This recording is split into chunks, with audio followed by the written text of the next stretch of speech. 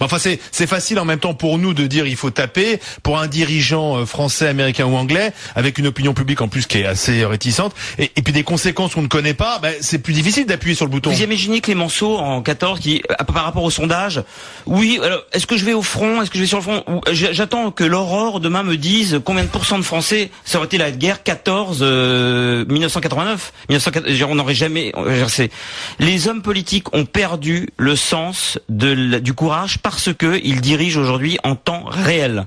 Et si vous voulez, il y a un truc de la démocratie qui est vertigineux, c'est que la démocratie a été inventée pour que le peuple donne ses droits, abandonne ses droits à quelqu'un qui les représente. Et aujourd'hui, ça s'est transformé en autre chose. C'est finalement le peuple qui dirige tout via les sondages. Or la démocratie, ça n'a jamais été le peuple qui dit aux dirigeants ce qu'il faut faire.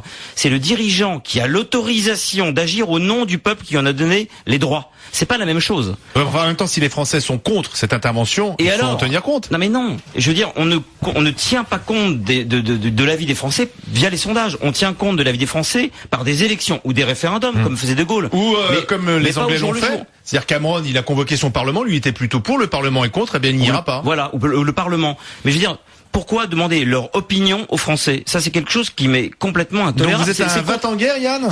Non, pas du tout. Mais c'est le contraire de la démocratie que de demander son opinion à la France. On peut faire voter les Français, ou alors, quand on ne fait pas de référendum ou pas de vote, on les représente, et c'est au nom de cette représentation qu'on intervient. On n'a pas à demander l'avis du peuple. Ça n'a aucun sens. On est en train d'être un peu ridicule, là, non? Parce qu'on punit Manuel Valls sur le voile, le port du voile à l'université. Il a occupé tout l'été, Manuel Valls, quasiment. Alors, c'est pas le voile qu'il faut interdire, c'est un mot, qui est le mot stigmatisé. J'en ai marre de ce mot, je ne peux plus le supporter. C'est comme les gens qui disent tout à fait au lieu de dire oui.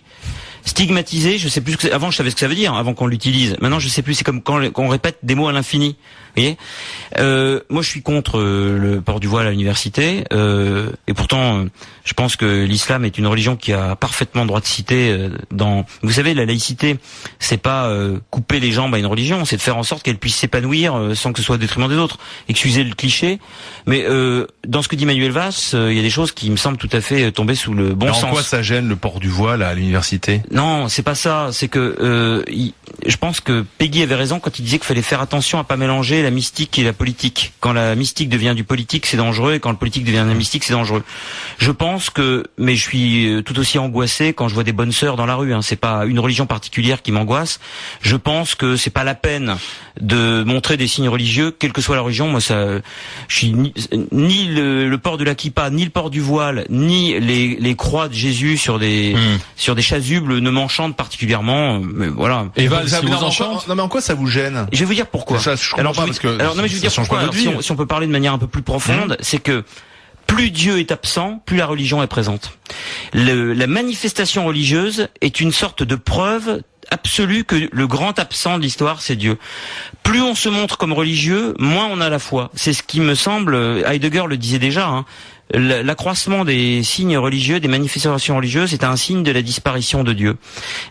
Et pourquoi? Vous savez, si un livre est tout en italique, ou si vous soulignez toutes vos phrases, c'est comme si rien n'était en italique et que plus rien n'était souligné. À force de mettre Dieu partout, à force de le manifester, ça veut dire mettre en lumière, à force de le porter sur soi, à force de le voir partout, puisqu'il est partout, il est nulle part. Il faut lui laisser un petit peu d'absence, parce que s'il est omniprésent, eh bien il devient omni-absent, c'est la même chose. C'est comme Manuel Valls, il a été omniprésent cet été, est-ce qu'il est omni-absent finalement? Je trouve que c'est un frimeur d'une certaine manière, il montre ses gros bras toute la journée, et j'aimerais que ces gens-là puissent réfléchir un petit peu quand même au fond des religions. Ils connaissent rien de l'islam, alors ils vont stigmatiser, comme ils disent, tel ou tel musulman, ce qui est absurde. Vous savez, heureusement que l'islam existe. Si l'islam n'existait pas, on aurait beaucoup de problèmes, beaucoup plus qu'en face de l'existence de l'islam. L'islam nous préserve d'énormes problèmes qu'on pourrait éventuellement avoir s'il n'existait pas.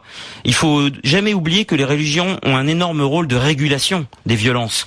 Et moi, je pars toujours du principe que les religions nous aident plus qu'elle ne nous entrave. Et vous savez, j'habite dans un quartier très populaire où il y a énormément de musulmans, dans le 18e arrondissement.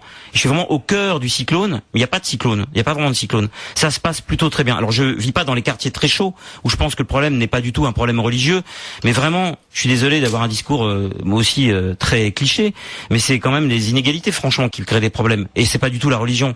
Dans mon quartier, Porte de Clignancourt, ça se passe vraiment très très très bien, vraiment. Merci Yann Moix.